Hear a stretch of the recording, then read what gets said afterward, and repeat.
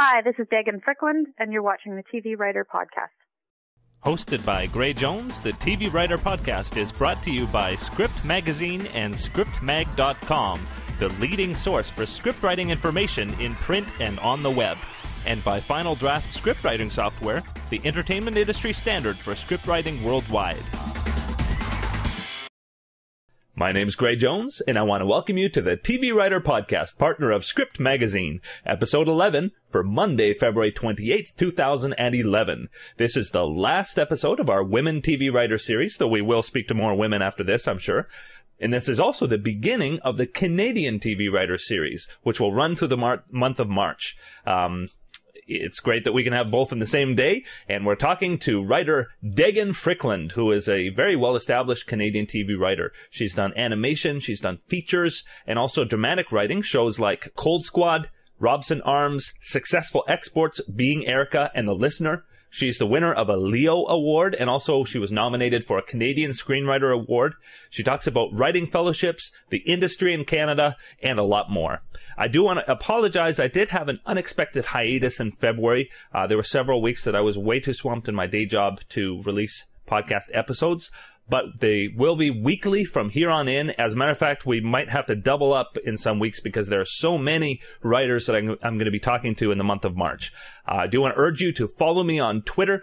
@GrayJones is my handle for the latest updates in terms of what's going on, and also to make sure that you can get your questions asked in advance of the episodes. And also you can go to tvwriterpodcast.com to get lots of helpful resources, back episodes. We've talked to a number of great writers and showrunners over the past few weeks. And also you can find the TV Writer Twitter database there that has almost 400 Twitter addresses for writers in LA and also in Canada. Make sure you also check out our partner, ScriptMag.com.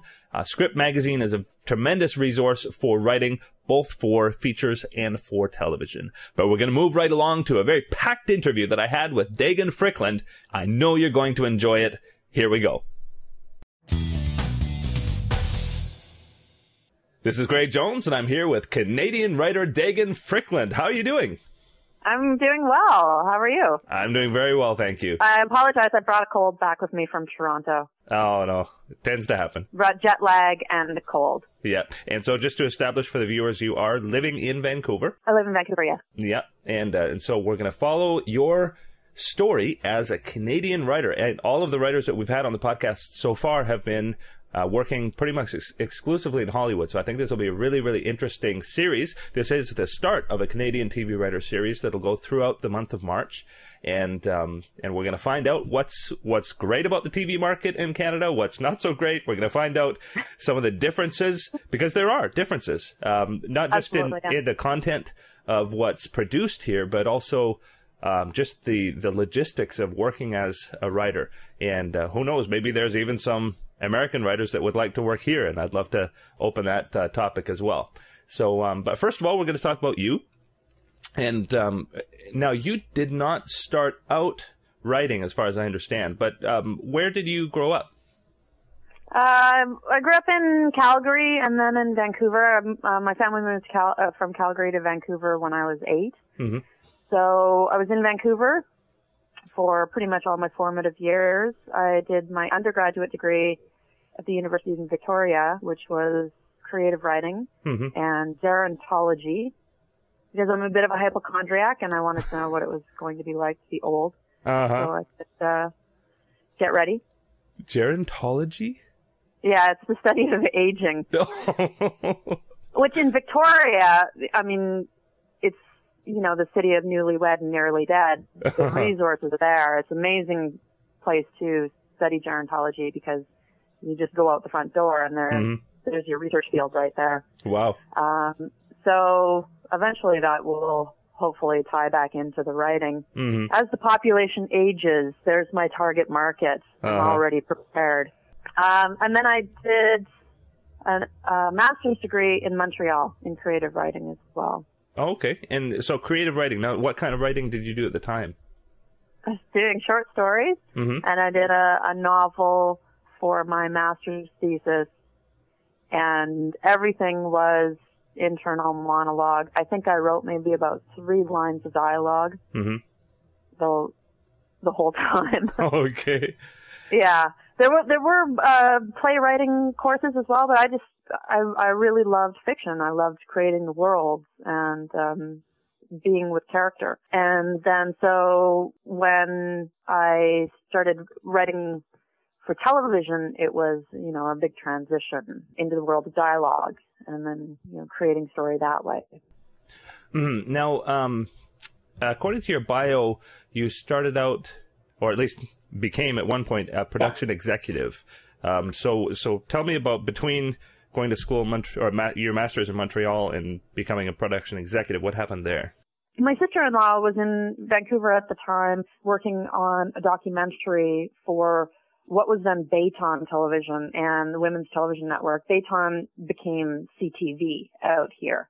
And so when I came back from Montreal to Vancouver, I worked with her on that. I was doing research and clearances and, basically associate producer work. And we were doing that documentary her name is Danielle Proholm Olsen, by the way. We were doing that documentary for a production company called Cadence Entertainment, who had produced Hardcore Logo, Rupert's Land, Kitchen Party, and they were gearing up for a feature called Taillights Fade, which was directed by Malcolm Ingram. So when the documentary finished, I hopped over into the company and worked as an associate producer on Taillights Fade, and which was a great learning experience because it was, there was no curve to the learning curve. It was just being thrown right into the mess of production and learning all sorts of, financing and budgets and actor contracts, and it was more sort of the business side of things rather than the creative. But then also having access to the creative and decisions that were being made along the way, and all the way from prep through post-production through delivery. So, it was on that feature all the way through. And then once we finished that, the company that produced that, Cadence Entertainment, kept me on as a development person. And so they didn't have anyone exclusively in that position before. And because I had come out of writing school and knew how writing works and how writers work and how to talk to writers, they just, opened up an office for me within the company and created a development position so that they had somebody, so that the producers could focus on production but still know that there was something coming in, and there was always something in production then. And so at what point did you actually start writing television? The production company, at that time there were a number of production companies in the city that were going public in an effort to raise money. When you go public, there are all these other costs that are incurred, and I'm not sure that was quite explored. So we had gone public. We were public for about 8 months, and then the company had to close its doors. Oh, no. Yeah, so I went out to Toronto. That was the first time that I went out to Toronto to see, hey, what's happening out here? Should I move to Toronto? And then a producer friend of mine said, hey, you know what? BC Film has this writer's fellowship where they'll place you in a story department as the story department coordinator, and you do a spec script and learn how to function within the story department. So I came back to Vancouver and applied for that with Studio B Productions. I had a very good friend who was working there who said, hey, we don't have anybody who's a story department coordinator here. We have 4 or 5 different series running, and it would be great if we just had one consolidated person who could coordinate the scripts from all those different shows. So I came on and worked on, the first series I worked on was called What About Mimi? What About Mimi? At that point, yeah, it was a co-production between Studio B and Decode Animation. And at the point that I came on, they were shifting the show from 13 half-hour episodes to 26 11-minute episodes because foreign sales, they had a greater opportunity for foreign sales if they were 11-minute episodes, that they could match with another show called Angela Anaconda, and then have those two shows occupy half an hour, and then, you know, just keep rotating these 26 episodes around rather than 13 half hours. And so right away, the show needed more writers, so I was able to, on my first go, get a script into production. And that was really great because, as I say, coming out of a fiction background and then also having the production background, I needed to learn how to write dialogue. And an 11-minute episode is a fantastic way to learn because it's so condensed and concise and every word counts, and you're just dealing with an A plot for the most part. That was a really great training ground, the 11-minute episode. And then from there, I did some half hours for them.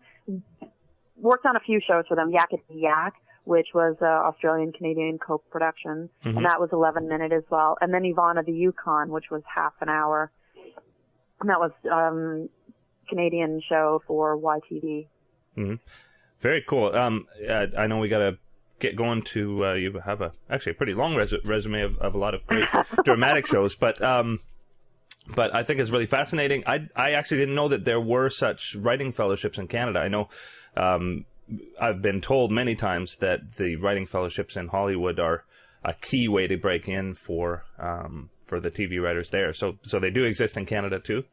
They do. They're run by provincial organizations. So I'm not quite sure if the one in BC still exists, but it was through BC Film. I believe that there's one in Manitoba. I'm not sure if there's one in Ontario. And what they do is allow somebody to come in as a story department coordinator. So you are handling all of the script changes and getting the scripts out to the ADs or whoever they need to get to.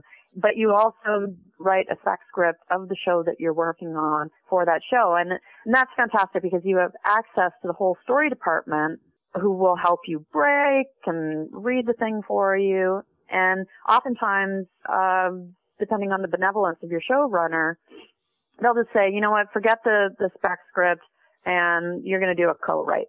And so there have been many cases of that. Or sometimes they get their own script, you know, depending on the show. But there have been many cases where people who came in through the fellowship automatically get a co-write on the show. When I went on to Cold Squad after the animation, our story department coordinator was through that fellowship program as well, and he did a co-write right away on Cold Squad. Wow. And this allows you to, you know, experience taking a script through prep and production and post, and also in a lot of cases allows you to join the Writers Guild, which is a great help. Very, very cool. Now, before we move on to the scripted dramatic stuff, I did want to talk just a little bit about animation because Canada is for sure known for, I mean, we deliver a pile of animated content, both Vancouver and Toronto, and I know that there are a lot of writers needed for animation. So can you talk just a little bit about, I mean, could somebody aspire to just be a full-time animated writer here in Canada? Oh, absolutely. There are plenty of writers in Canada, and that's what they do. They write animation, and, you know, because there is enough of an industry here, you can do that for a living. The difference is, I didn't realize this when I was in animation until I had crossed over into live action. The difference is that animation is treated kind of a bit of a differently in the financial sense. I don't quite know how to explain this. But in live action, we get production fees, and it's as opposed to the royalties that Americans are paid. In Canada, we get this one-time buyout, and it's a production fee, and it's a percentage of the above-the-line budget. And in animation, you don't get that. But I guess the trade-off is the amount of fun that you have writing these shows, and also the amount of business that you have. Like, there's so much more animation to be written than there is live action. And as I understand it, the seasons can just roll one to another. Oh, absolutely. At Studio B, the crews there, they would go from Yakety Yak onto Ivana the Yukon, onto, whatever else was come to minor leagues or whatever else was shooting at or, being produced at that time. And the teams of writers would just roll from one right on to the next as well. Mm-hmm. And so it sounds like actually this would be a great way to start it. I mean, as you describe it, being focused on dialogue and being very precise. But you did move on. And so you said Cold Squad was your first dramatic show. How did you make that transition? Well, I had met the showrunner, Peter Mitchell, about a year before, because I had approached him about the fellowship, and they had somebody in that position already. And so I went to Studio B, and they had just finished season 6 and weren't anticipating getting picked up for a season 7. But I think they had one episode that had a Canuck in it, and the ratings shot through the roof. And so CTV renewed the show, and one of the writers, Eric Schreier, had gone off to do his own show, 15 Love, with Karen Trubetskoy. And so there was an opening in the story department. I had a series that was in development with CTV at the time, a half-hour comedy about backyard wrestling. And Peter Mitchell was a big fan of wrestling, and so when he came out to Vancouver, we met, and I pitched him an episode about this website at the time that was called Bum Fights. And the lawsuit that ensued from the creators of this website, who made millions off of just going out with a handy cam and recording homeless people fighting each other for $5 or whatever.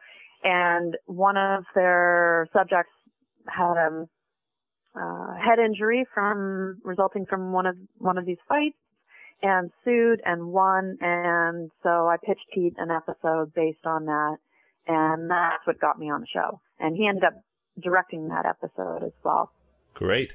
And so now, was that when you got into the Writers Guild, or were you already in the Writers Guild before that? I was in the Writers Guild through the animation, because at that time, the Writers Guild was opening up to animation writers. And so they had a really great deal where I think they waived at that time the initiation fee. Okay. So it was just, come on in, animation writers, because they were looking to address animation in the IPA, which is the Independent Producers Agreement that the Writers Guild has with signatory producers in our country.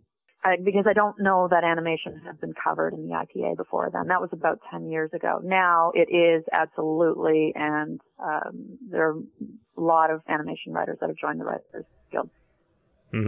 And in representation, you are now represented by Jennifer Hollier Agency, but Hollier, yeah. Oh, Hollier. And at what point did you get an agent?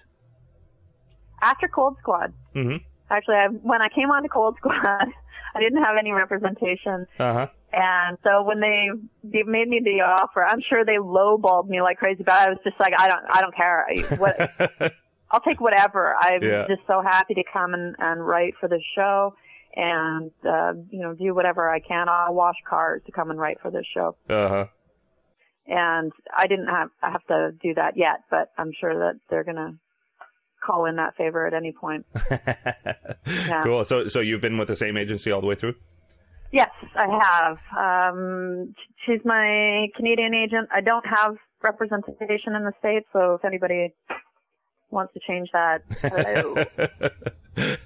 Cool. And then from there, I've never even ventured. It hasn't been a foray for me yet. Oh, okay. But yeah. Well, it sounds like you haven't had to. I mean, you've got a lot of work here in Canada, which is great.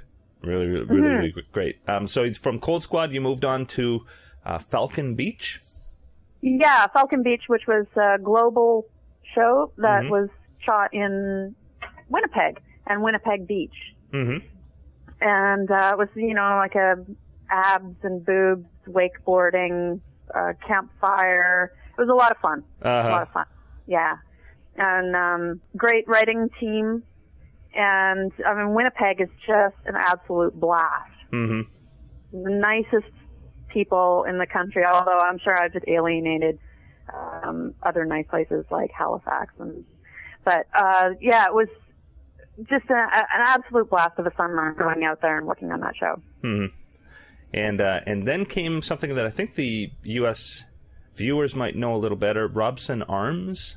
Robson Arms, right. It was back in Vancouver, and it's a sort of anthology show about the various tenants of this apartment building called Robson Arms. And I came on to second season. First season was a sort of experiment that CTV had done where they had a showrunner, Susan Nielsen, who oversaw the writing, and a sort of show-running director, Gary Harvey, who oversaw the directors. But they had, I believe, 13 different writers and 13 different directors. And it was a sort of work experience for new writers and directors. Interesting.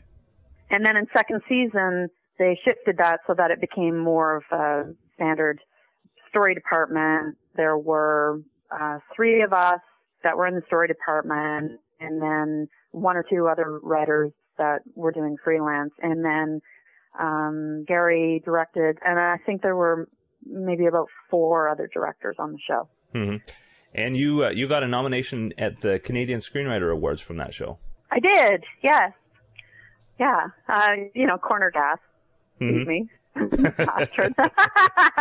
I think Corner Gas was like Corner Gas had 4 nominations, and then there was me, the wild card. But it was great because it was the first time I got to go to the Writers Guild Awards, and they're super fun. And the Writers Guild parties in Toronto, because the majority of writers are in Toronto. So when we have a Writers Guild party here in Vancouver, there are about 20 people, and it's casual and laid back. And there, it's there'll be a room of 200 people and all these new faces, and I feel like the first day of school, going, wow, look at all these people. And a lot of people that I've heard about and haven't had a chance to meet. So it's always nice as a Vancouver writer to get to go to Toronto for those kinds of things and meet everybody that you've heard about.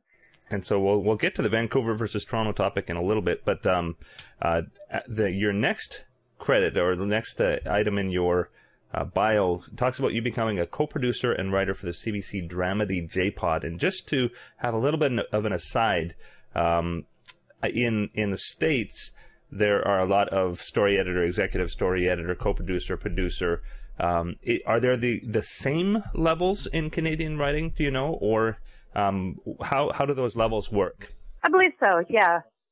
Yeah, well, it's I think you come in. We don't have staff writers per se. You come in as a story editor, and then senior story editor, and then executive story editor, and then from there, if you're on staff and you're on staff through production, then you start coming up the co-producer, co-executive producer, executive producer, up that line. If you're a writer on a show and you come into the room and you help break, but you're not involved in the day-to-day in the room, then you go up what's like a creative consultant, up that totem pole instead. Oh, okay. So the creative consultants are just not as involved in the day-to-day running of the show. Yeah, they're not on the floor. They're, they just will come in, break either their own episode or, maybe be in the room for a couple of weeks to help break the first half of the season or, a few episodes.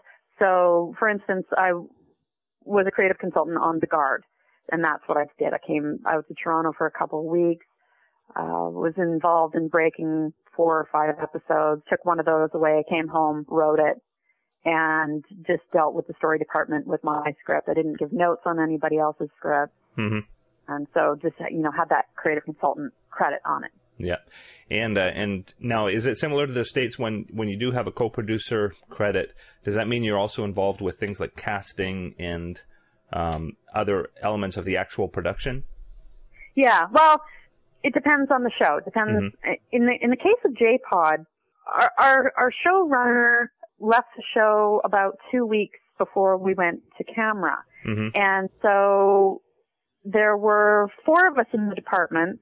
Doug Copeland, who wrote the book and created the show and was involved in the story department and wrote a number of the episodes. J.D. Sugar, who was one of the producers of the show and one of the directors of the show as well, myself and Dennis Heaton. And so they're just there was so much work to do. There wasn't time for us to hire another showrunner and bring that person up to speed. So the four of us just sort of filled in the gaps. And Dennis and I split up the episodes. And so I had odd number of episodes and he had the evens, and we show ran these episodes through. And then JV took them through post and show ran them that, through post. So in that show, there were three of us kind of doing the work of the showrunner, and it was fantastic. And it was an amazing learning experience. But under that kind of pressure, there's just no time to stop and go, wow, this is a bit overwhelming. Because it's not. You just have to put your head down and get the work done. Well, you obviously did very well under pressure because you won a Leo Award for Best Dramatic Series Screenwriting for that show. So tell me a little bit about that. As I was saying before we started this about my name, that I've got like the double whammy, hard to pronounce name, and I should just drop the last name and be like Sharon Madonna. But when we were at the Leos, we all sort of assumed Doug was going to win because it's Doug Copeland, and he wasn't there. So we had talked about the three of us going up, the remaining story department members going up and getting it, accepting the award on his behalf. And then when I think it was the opposite of the Corner Gas thing, where 4 J-Pod episodes had been nominated, and then something else. I can't remember what else it was. I apologize to whomever else it was that was nominated. And when the actors opened up, there was 2 actors from the Guard that were giving out the award that night. When they opened up the envelope and paused, I thought, oh my God, I just won. Because they have no idea how to pronounce that name. And yeah, so it was me, and there I went up there, and it's all a blur. I can't really remember what I said, except that I remembered to thank the script coordinator and the first AD who shot that episode, because they made sure it came in, and a lot of good stuff got shot, and nothing got sort of left behind. Yeah. Very, very cool. Well, congratulations to you on that. Thank you. It was such a good show to work on. We had great directors, and our cast was amazing, and that team, I mean, those guys are all still really good friends. They all hang out together and, crash at each other's places, and they're in the same cities. And it was that kind of, magical moment of feeling like this is something that is really, really cool, and we're being allowed to get away with murder. Because I don't know that CBC really knew what to do with the show, so they kind of were like, just go and do and have fun, and there wasn't a lot of pullback from the network on that show at all. And just our only regret was that we didn't get a second season, that we weren't sort of allowed to continue on in our crazy ways. Yeah. Well, we'll get to, I know for sure the American viewers, and actually even globally, will recognize a couple of the upcoming shows that you worked on, speaking about Being Erica and The Listener. But first of all, I was very curious about the independent feature film Edison and Leo. What can you tell me about that?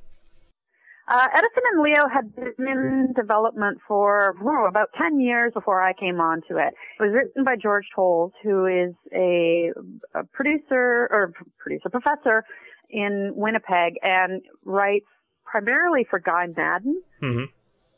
Sorry, there's my cold coming through. And George's brain is fascinating. The guy has the most amazing ideas, and it's the first time I read Edison and Leo, the same as anyone, it just blows your mind with the level of creativity and the world that George creates.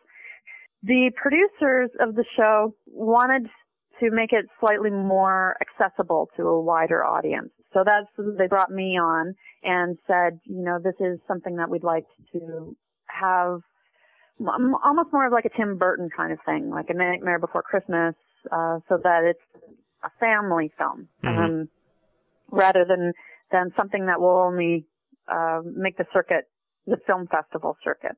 It was the first time that the producers had done this stop motion animation. There were some technicians from UBC who had created a camera exclusively for this film as well. And it's Canada's first stop-motion animation feature. And Telefilm got behind it and supported it all the way through, and I think it took 18 months to make the film. They shot it out. They took over an old residential school in Mission, BC, hired a bunch of animators out of Sheridan College in Ontario, brought them out here, housed them there, so everything was happening all in one place, like the gym. There were a number of sets that were built in the gym and various classrooms, and so the director could just move from classroom to classroom and see what was happening. Interesting. I only went out there once, and it was amazing, these worlds that they had created, and the animation is very cool, and they've, you know, the amount of work in this thing is just mind-boggling. And so what was your role on that? Well, I took the script and then did, I guess, maybe about 3 or 4 drafts to take it to production drafts, so that it was a script that Telefilm felt had commercial potential, and that the producers were, you know, happy with taking this to camera. And just for the sake of the U.S. viewers, maybe you can just tell them a little bit about what Telefilm is. Telefilm is our national funding agency for feature films, and then and all of it also helps finance our television. And it's taxpayer money, and oftentimes this is, you know, the first cornerstone that, well, I guess the network commitment is our first cornerstone, and then the Telefilm CFTPA money, depending on whether you're a feature or a television production. This is a big chunk of change for us to help us produce our films and television. Yeah, and I can relate, even as an editor. I've been contracted for shows, and then their Telefilm money didn't come through, and the show just didn't happen. So unlike the States, where there's a lot of private money and things, and these companies don't necessarily have this appendage situation happening. We're very dependent on this, and with Telefilm, you often have to write to their requirements. Maybe you can just explain a little bit about that. You had to make it commercially. You had to develop that commercial potential. Well, you also have to have a certain amount of canned Canadian content in there. They like to know that this speaks to the Canadian identity, that this represents Canadian identity. In the case of Edison and Leo, it's a sort of mock biography of Thomas Edison and his son, who becomes electrified and can't touch people. And, you know, he's just a sweet kid who wants to love. But his sort of monster of a father and technology and speed and this desire to succeed has created this situation where his son can't even hug him. And so there's certain aspects of Telefilm that are triggered when you have Canadian content in the film. So in the case of Edison and Leo, it was about Thomas Edison. It was set in Menlo Park. These things had to be changed because it's not Canadian. It doesn't speak of the Canadian identity. So we massaged that. We added in some in-jokes, Canadian in-jokes. We mentioned, you know, this is near Winnipeg and that the sun is leaving for Squamish at the end, and just took out a bunch of American references and resituated this into a Canadian location and Canadian identity, and added some just fun for Canadian audiences throughout. So when they're catching the train, they blast through a border crossing into Manitoba, and the border guard is playing hockey and the real kind of hoser accents. And yeah. Cool. But, you know, we were trying to make this for an international audience at the same time that we're acknowledging for Telefilm, yes, this is a Canadian film. Canadians made this film, and so that in itself speaks to the Canadian identity because the sense of humor and the references are for Canadians. Yeah. Though it did win Best Animated Feature at the Bangkok International Animation Film Festival. Yeah, it did. It went through a number of different animation film festivals, and the one in Bangkok, it was the first time that they had an animation side to their international film festival. And I got to go, which was awesome. Very cool. The executive producer, Dean English, he was in Turkey at a film festival, and the executive producer, Karen Powell, she had just finished up at TIFF and VIF, and he was not interested in traveling. And our director, his wife was eight and a half months pregnant. So I was next in line to the throne. Wow. And so off I went to Bangkok, and I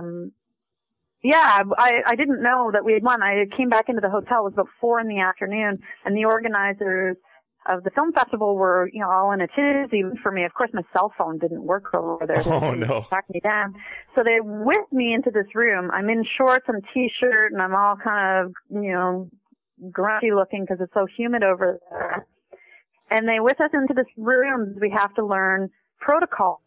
Oh, no. Because the awards are being given out by one of the princesses. So we're in this room, and the awards start at 6 o'clock. So we're in this room for 2 hours learning how to curtsy and how to enter the room when the princess comes in, how to step onto this mat to have our picture taken, and we're just practicing this. And every once in a while, one of the dignitaries would come up to me and say, "You did bring a dress, didn't you?" Oh, no. And I was like, "Yes, I have it upstairs. As soon as you let me go, honestly, trust me, I'll go and get my dress." And so they released me at about 5:55. So I had 5 minutes to run upstairs, get into my dress.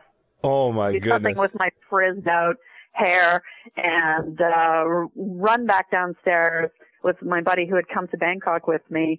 And they, had, in the meantime, had to sweep the hotel for bombs and everything. And so when they put us in the room for the awards ceremony, we were locked in. Oh, my. We weren't allowed to go out to the washroom, and the princess was about an hour late. And this, oh, no.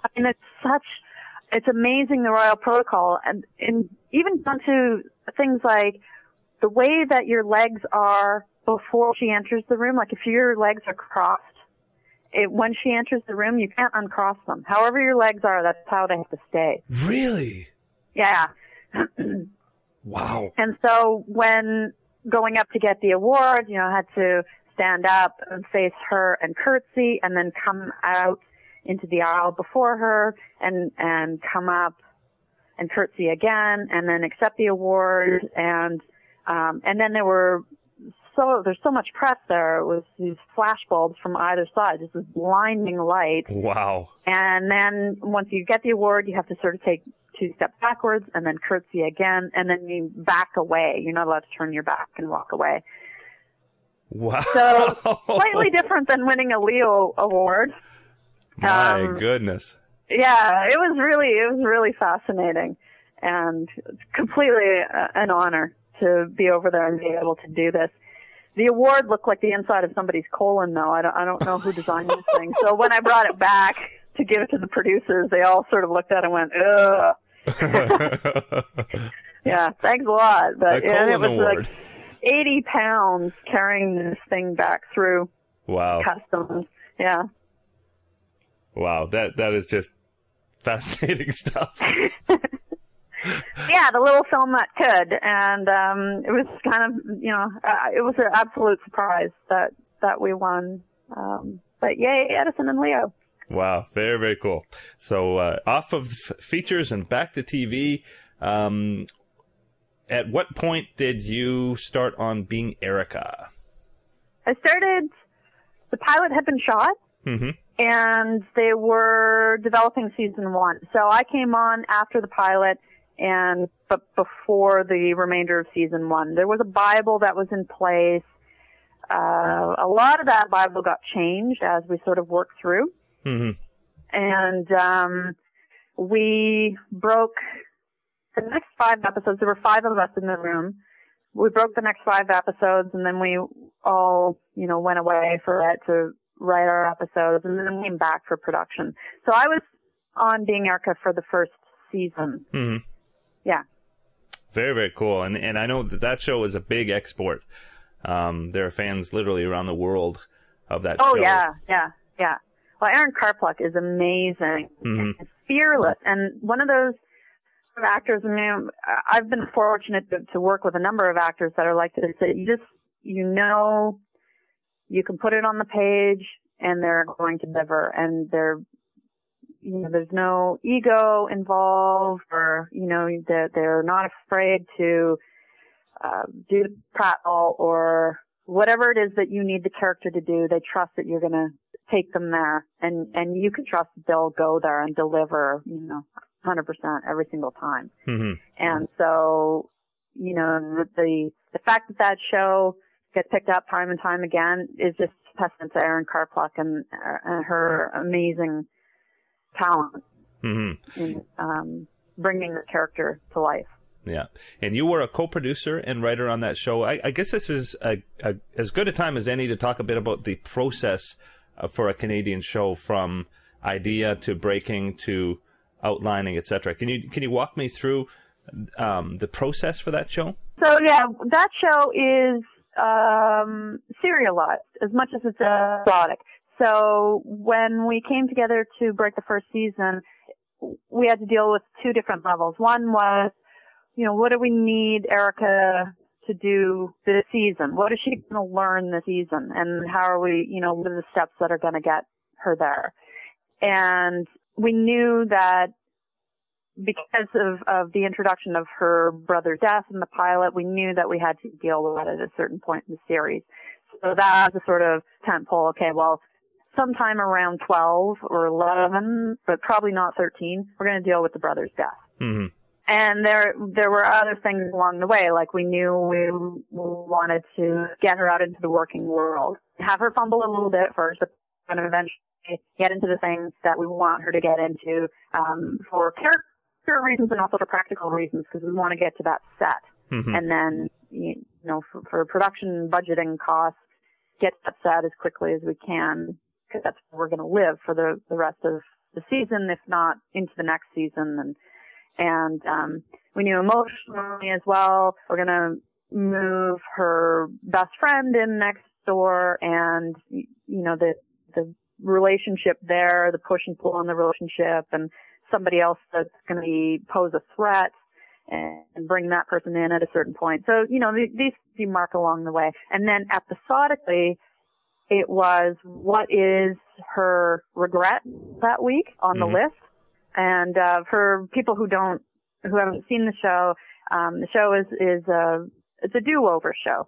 The main character, Erica Strange, she has a mystical therapist who's able to transport her back in time for do-overs, and lessons are learned and hopefully applied to a situation that has sparked is the catalyst in her life now as a 30-something single woman who's trying to, make it out there in the old Mary Tyler Moore kind of way. Mm-hmm.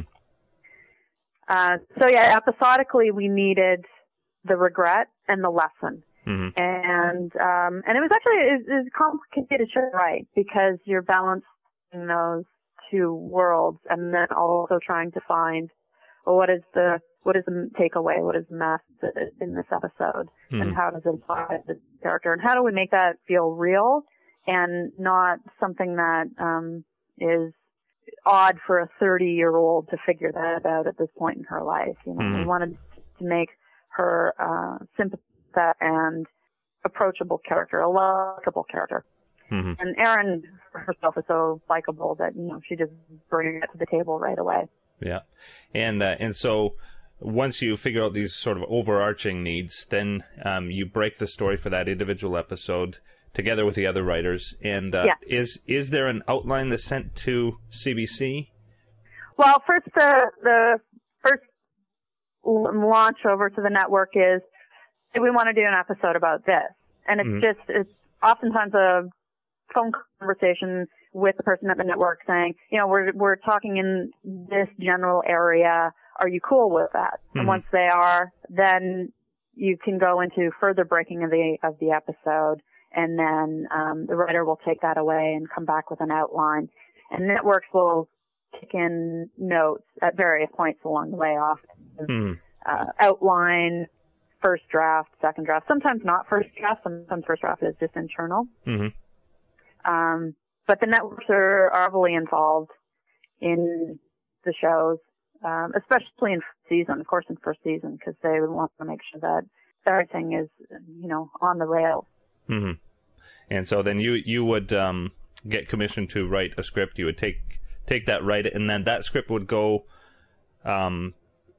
back to the room for notes, or would that how would that process go? Yeah, when you finish the outline, you kick it back into the room, and then there's always an internal round of notes first before it goes to the network, or even before it will go to the producers. So the story department then sort of, depending on the department, sometimes it's a round table, and sometimes if it's crazy busy, then people just will email their notes. And sometimes all the notes go to the showrunner, and the showrunner will, pick and choose and refine the notes.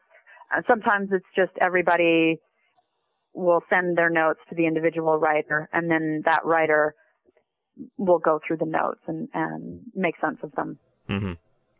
It's also, I think, depending on how the level of seniority of the writers. If you've been doing it for a while, you know how to get notes. You know how to get notes and how to make them work. And if you're fairly new, then it would be more a process of the room coming together with you and talking out notes and helping you find solutions. And a lot of the story rooms that I've worked in when there are junior writers, it's a really supportive, collaborative. There's no sort of you're after my job or anything like that. It's like, yeah, we're all in this thing together, and let's help you as much as we can. Now, this is just a general question, but would you say that Canadian shows are as, how can I put it, showrunner driven maybe as the American shows, or are they just slightly more democratic? Oh, it's very case specific. I've worked on all variety of shows. In Falcon Beach, for instance, we didn't have a showrunner. We had a head writer. And the producers were very involved in the show running decisions, casting, and wardrobe choices, and music, and the writing room was more of, it was almost like we were like a construction department, but we built words. So, but in the case of J-Pod, all decisions were collaborative with the various departments. And so, even when we broke an episode, whoever was sort of overseeing that episode would then go to the various department heads and say, hey, we just broke this episode. I need to blow up a bunch of things. We're going to have a bunch of play in this episode, and it's I want to blow up like bags of flour and water around stuff. So you get on the phone with the special effects guy and say, what's going to be best for you? And then I can address that. Or you'd go to locations and say, hey, we need this kind of location. What's going to work for you? And then, and props or art department or whatever it is, go and address these issues as they come up so that they have a heads up, so that they're not completely pressed and stressed and, at the last second trying to find things. And it just was a very smooth flowing show because everybody had the information that they needed. There was no sense of information equals power or no sense of, frenetic last minute decisions. And we were trying to address things as early in the game as we could so that we could get those things and not completely destroy our budget. And in that case, having the writers, drive the show that way worked really well. And I hope that the crew on the show felt more relaxed than they do, usually when things are just chaos and script changes are being made at the last minute to address network notes, and then that fall down onto other departments who are just going, what? How these writers are doing this to us? And it's oftentimes those decisions aren't coming exclusively because writers are going, oh, let's, create chaos for everybody. It's sometimes the networks are saying, hey, how about this? And do it now. Cool. We're starting to run a little long, so we'll probably move a little more quickly through the last few things. But I definitely wanted to touch on another successful export, which is The Listener. What can you tell me about The Listener for CTV Fox International? Well, The Listener is I was the 27th writer. I'm sorry. So I was the 27th writer to come on the show. The 27th writer? Yeah. They're shooting the second season. And so there have been a number of writers through the show. When I came on, I thought, well, this is going to be kind of chaotic. I had a excellent time on the show. It's showrunner Sam Egan was magnanimous and just grace under pressure, and the other writers on the show were fun. Will's Mac, who you're going to interview as well. We had worked on being Erica, and he asked me if I was interested in coming out on the show because he sort of wanted to have a buddy in the room. And so I came out to Toronto, and the timing was right. And again, the cast on that show, very fun to work with. On that show, there isn't a writer on the floor. And that was one of the first times that, well, on Cold Squad, we didn't have a writer on the floor at all times either. It was 7th season, and, you could go on the floor whenever you wanted. Mm-hmm. It was just that the directors that were directing, Gary Harvey, who was directing the majority of the episodes, was an executive producer. So it wasn't like, and because it was episodic, not serialized, it wasn't like you needed to have a writer on the floor to maintain continuity. Majority of the other shows that I've worked on, there's no writer on the floor, being Erica and J-Pod and Robson. But on Listener, no, because there was just so much work to be done in the story room. It was it would have been a misuse of time to have a writer on the floor.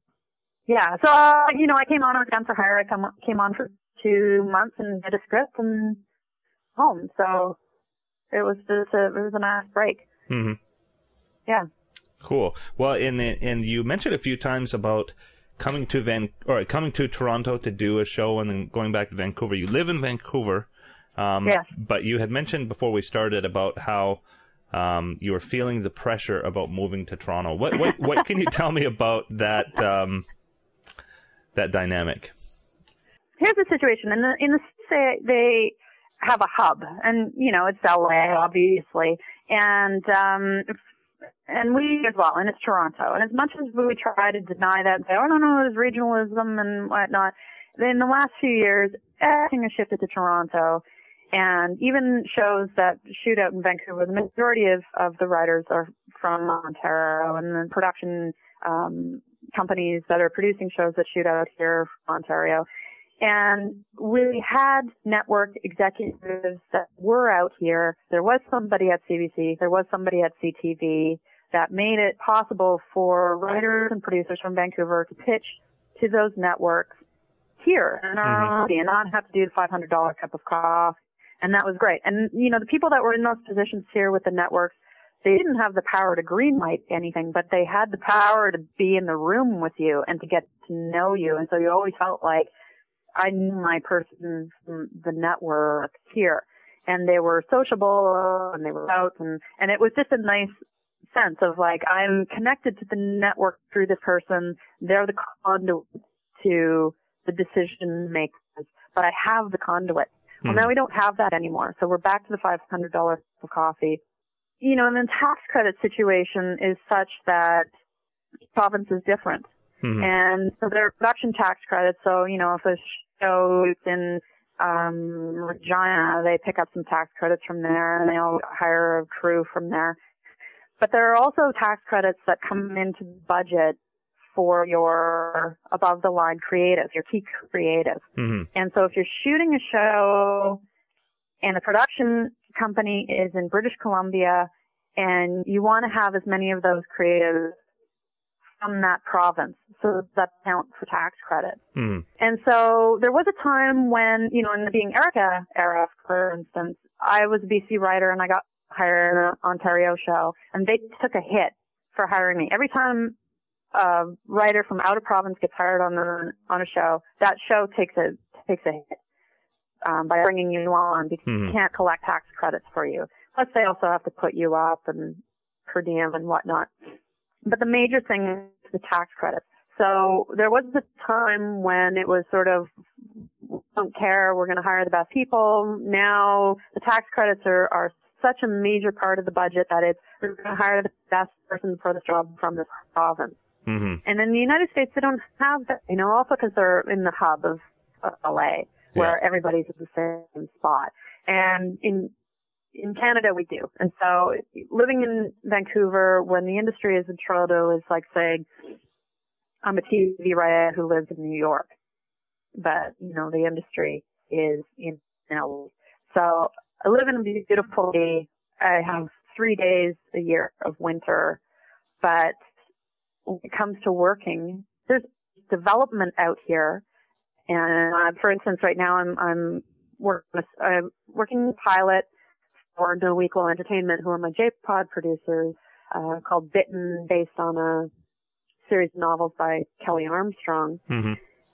And so we have that, and we're working on that, and that's with CTV and Faith, and, you know, a few other of my writer friends out here have stuff in development, but it's that push to production of actually getting something here in production that is so hard. Mm-hmm. And, you know, there's a number of us in Vancouver who are sort of going, I can't afford to not work anymore. And the opportunities are all in Toronto. And it's tough, you know, when you get on a show in Toronto and it's 4 months, you have to pick up a show for 4 months. And so your life at home, for those that have spouses and family and who can't take them with them, that gets put on hold. Mm-hmm. And, you know, your house just sits and off you go to Toronto, and then you come back. So yeah, it's this weird thing right now for Vancouver where there's not a lot happening, but there are a lot of really great writers out here. Mm-hmm. And it'll just, you know, I think we're almost at that point of either we have to go east or south, or something's got to give. Like the networks have to start trusting back in this place again and put production back in this place again. Global always has. Mm-hmm. They went from The Guard to Shattered to Endgame. CTV has Hiccup here. And ITV has a new show called Mr. Young. And as far as I know, that's kind of it, other than animation. Mm-hmm. And, yeah. Yep. The heyday has passed, and hopefully it will come back. Yeah. But it's not looking promising right now. Yeah. Now, again, speaking, I guess, kind of about the logistics of working as a Canadian TV writer. This might be a slightly sensitive topic, but there are U.S. Writers under 30 making $1 million a year. Hey, U.S. agents, how you doing out there? Yeah. What's the pay like for a Canadian writer? Well, it really depends on where you are on the hierarchy, and the show that you're on, the budget on that show. And but I don't know anybody in Canada who is making U.S. money. Mm-hmm. Nobody. Even showrunners. Yeah. Yeah. And, you know, it's a dedication, I guess, to remain here and try to make this industry work. And then, also, you know, the simple truth is, for those of us, for the majority of us that are here, if we wanted to the States, like, you look at MDB and it's, you know, fairly expensive, and I worked on a number of shows. If I went down to LA, none of those credits count. Mm-hmm. Because nobody's seen any of those shows, really. So, it's back to spec script, and please believe me, I can do this job. Just put me in there and I can do it because I've done it.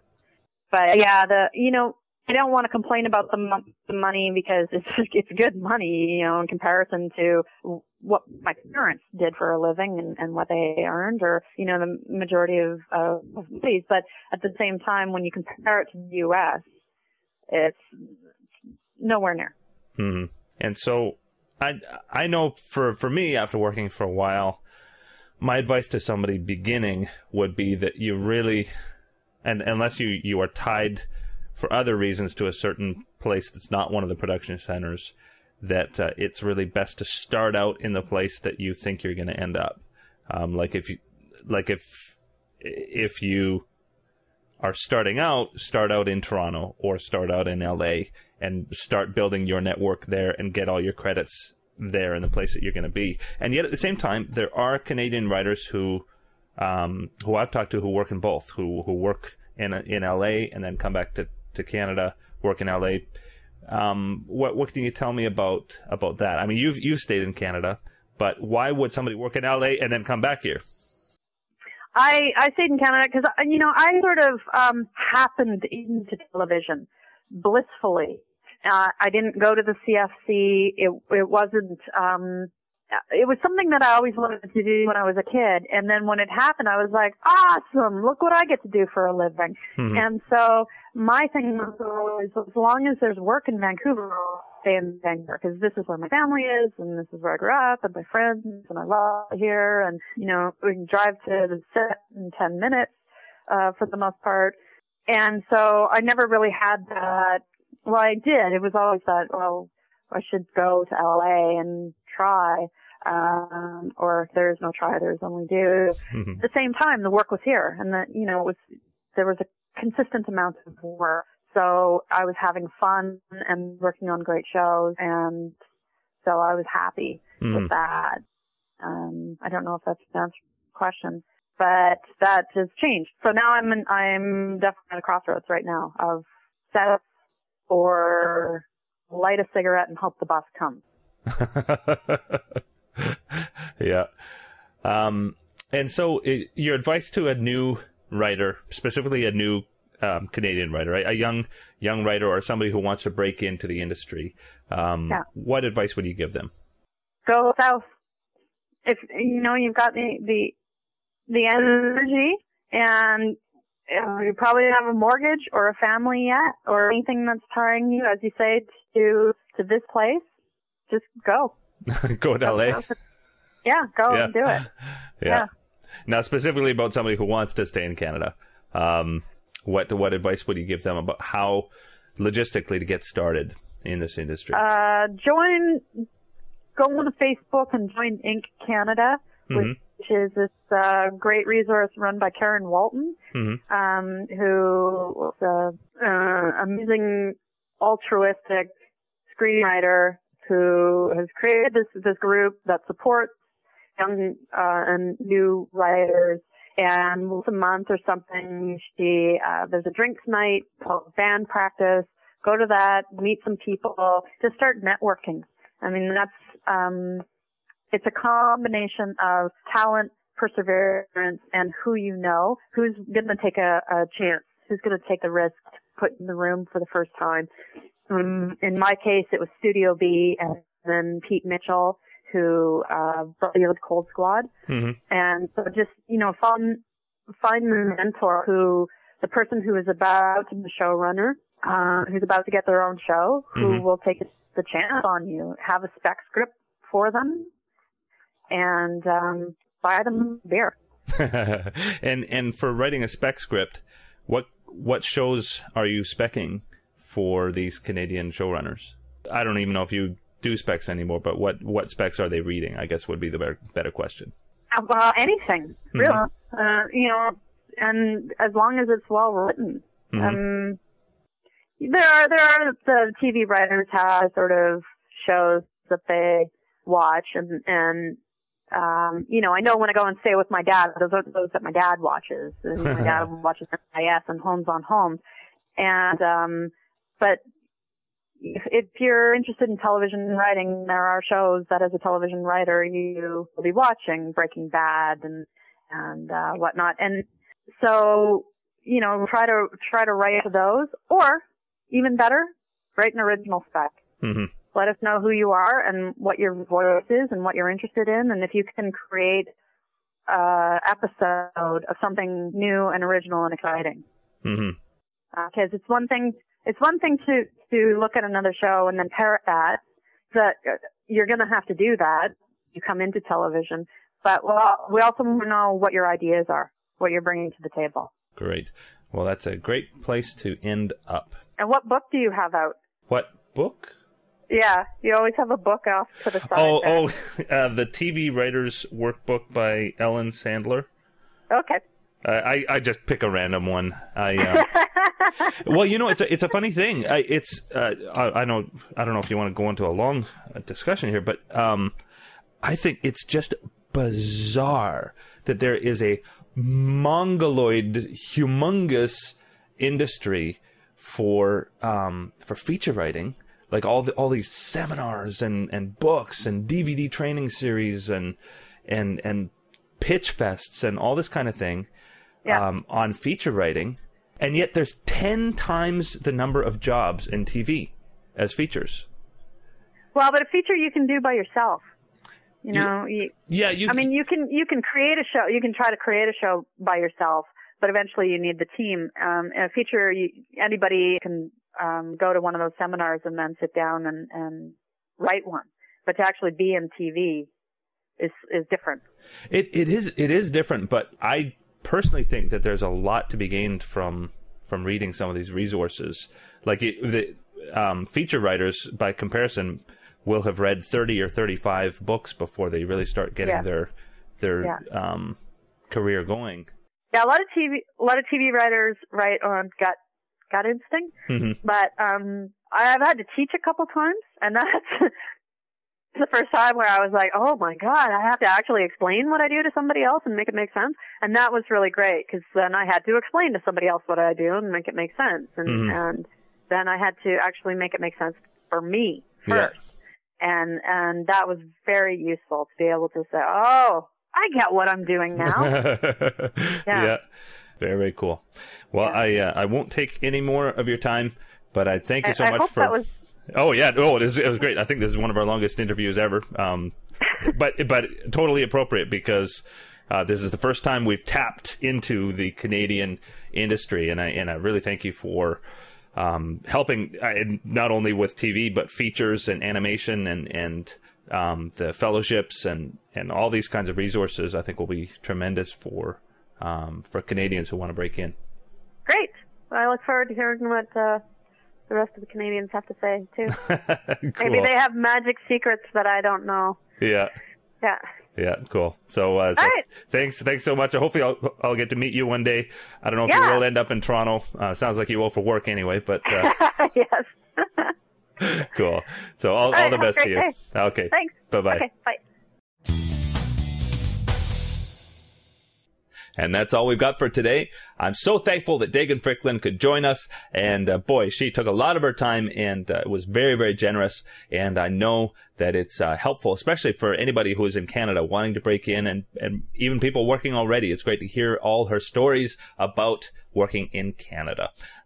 We will have lots more about working in Canada over the next few weeks. And so make sure to check back to tvwriterpodcast.com or my Twitter @GrayJones to get the latest updates on when those are coming. But expect them on Mondays. You can go to iTunes, search for TV Writer Podcast, and you'll find the video version or the audio version. You can go to tvwriterpodcast.com to watch the episodes online. You can also get them at scriptmag.com, and you can subscribe to the Script Magazine feed if you want the audio-only versions, but all the other versions are video-enabled.